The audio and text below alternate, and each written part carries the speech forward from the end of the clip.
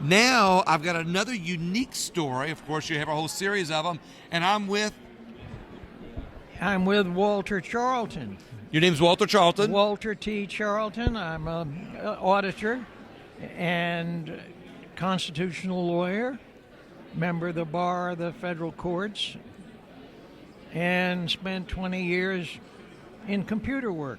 Okay, and you're in Maryland, correct? I am in Maryland at the moment. I practice I'm barred in the District of Columbia and the Supreme Court and the Maryland courts.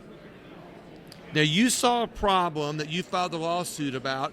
What problem did you see in the election system that caused the lawsuit? Well, it was not one problem. It's a whole series of problems. Okay. But it sounded to me like with an experience, with a 20-year, 30-year experience in auditing, that what we had here is an innumerable number of problems that maybe you could classify as 7 different types of computer fraud and ballot fraud and all other kind of frauds, the net result being that there was no central system of control over anything. And this breaks down to paper ballot non-control. That is. So what were the major problems that you saw that made you think of filing a lawsuit?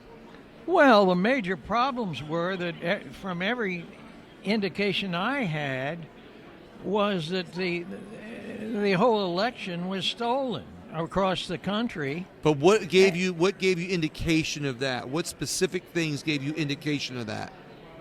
Well, there was no specific thing. There were so many of them. I mean, like the pauses in the middle of the night with the machines, and I'm a big fan of Joe Van Pulitzer and his paper ballots, absolute proof of forgery and fabrication and everything else.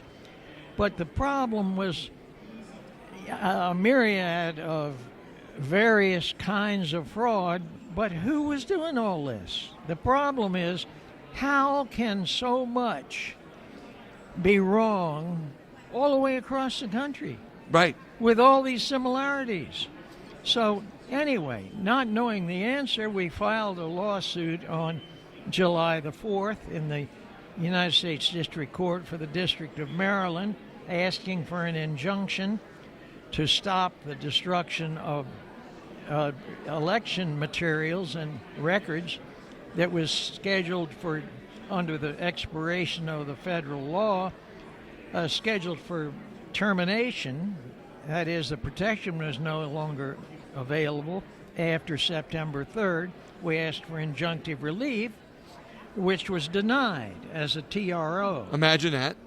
Imagine that. I filed for reconsideration of it, which was denied. And the judge's opinions on this were reasonable and rational. But in any event, along came Dr. Douglas G. Frank. There you go. And I learned about his existence and his theory of putting all of this together at a women's Republican Club meeting about 3 weeks ago, and all of a sudden the light dawned.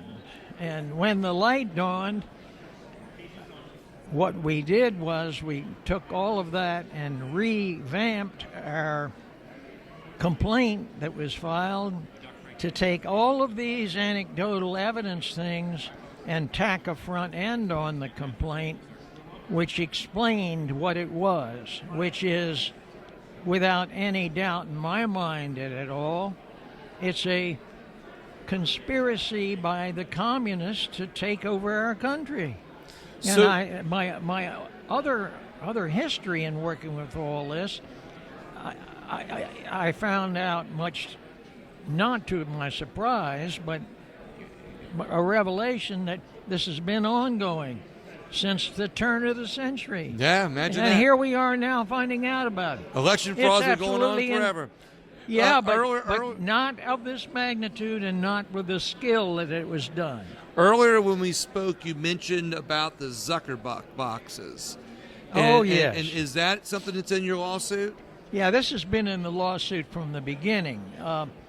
The organization CTCL is a 501c3 organization based in Chicago that donated $6.2 million to Maryland counties, and as I understand it, a whole other counties across the country.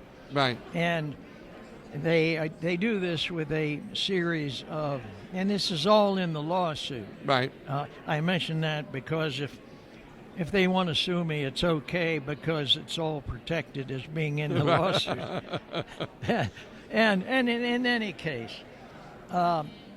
there's a series of contracts in this process, and a lot of people, hundreds of people were hired, which we estimate and believe a great number of them were in the operational aspect of functioning as the mules in Maryland, which people have, and the lead plaintiff in this case observed the mules in action, and she was an election judge, so that everything all came together and we filed this suit.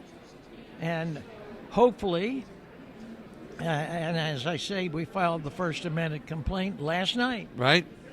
And served it upon the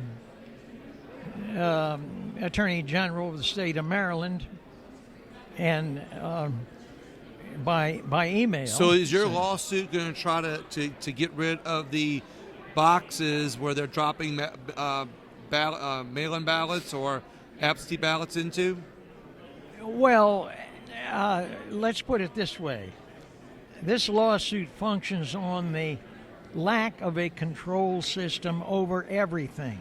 That is, over the ballots, over the ballot count, over the registrations, the dead people voting, the whole thing. So I wouldn't want to limit it to what we're trying to do, except that when we get injunctive relief, what we want is a full investigation and a forensic audit of starting with Maryland.